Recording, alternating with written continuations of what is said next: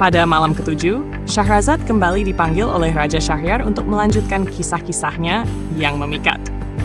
Sang raja yang semakin terpikat oleh kecerdasan dan keindahan tutur kata Syahrazad mendesaknya untuk terus bercerita.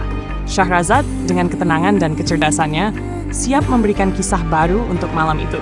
Dunyazad, adiknya yang setia, juga hadir seperti biasanya.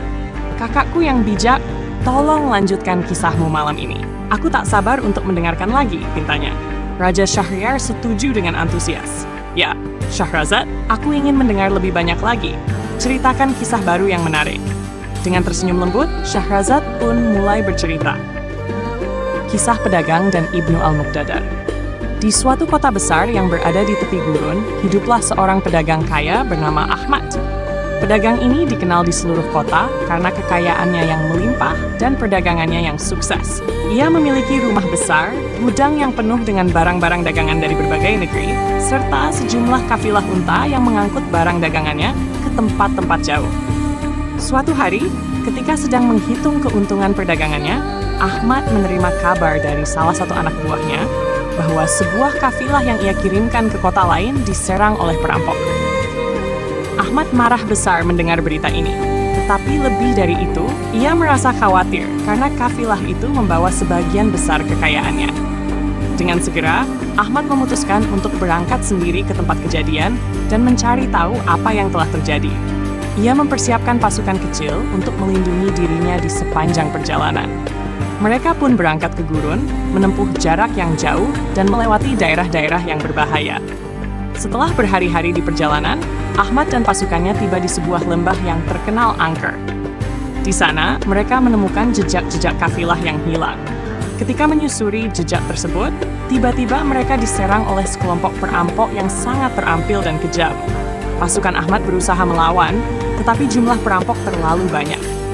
Ahmad pun tertangkap dan diikat oleh para perampok. Para perampok itu membawa Ahmad ke markas mereka di tengah gurun yang sunyi. Di sana, ia dipertemukan dengan pemimpin mereka, seorang pria yang disegani bernama Ibnu Al-Muqtadar. Pemimpin perampok ini dikenal sebagai sosok yang licik, tetapi juga cerdas dan memiliki kode kehormatan yang aneh. Ibnu Al-Muqtadar memandang Ahmad dengan penuh perhatian. Jadi kau adalah pedagang kaya dari kota itu? Kau telah membuat diriku dan orang-orangku tertarik dengan kekayaanmu. Ahmad yang ketakutan, tetapi tetap teguh, berkata, jika kau menginginkan kekayaanku, ambillah. Namun, tolong bebaskan aku dan kafilahku. Aku hanya ingin pulang dengan selamat. Namun, alih-alih mengambil tawaran Ahmad, Ibnu Al-Muqtadar tersenyum licik dan berkata, aku tidak tertarik dengan emasmu, wahai pedagang. Aku lebih tertarik dengan keberanian dan kecerdikanmu. Jadi, aku akan memberimu sebuah tantangan. Jika kau bisa menjawab teka-teki yang akan kutanyakan, aku akan membebaskanmu. Namun, jika kau gagal menjawabnya, maka kekayaanmu akan menjadi milikku dan kau akan menjadi tahananku selamanya. Ahmad terkejut dengan tawaran ini. Namun, ia tahu bahwa tidak ada pilihan lain selain menerima tantangan itu. Baiklah, katanya dengan penuh keyakinan. Aku siap mendengarkan teka-tekimu. Ibnu Al-Muqtadar mengangguk dan kemudian berkata, dengarkan baik-baik. Aku adalah sesuatu yang datang tanpa dipanggil dan pergi tanpa diusir. Aku bisa menjadi teman atau musuh, membawa kebahagiaan atau kehancuran. Aku tak punya tubuh, namun aku ada di mana-mana. Apa aku? Ahmad berpikir keras.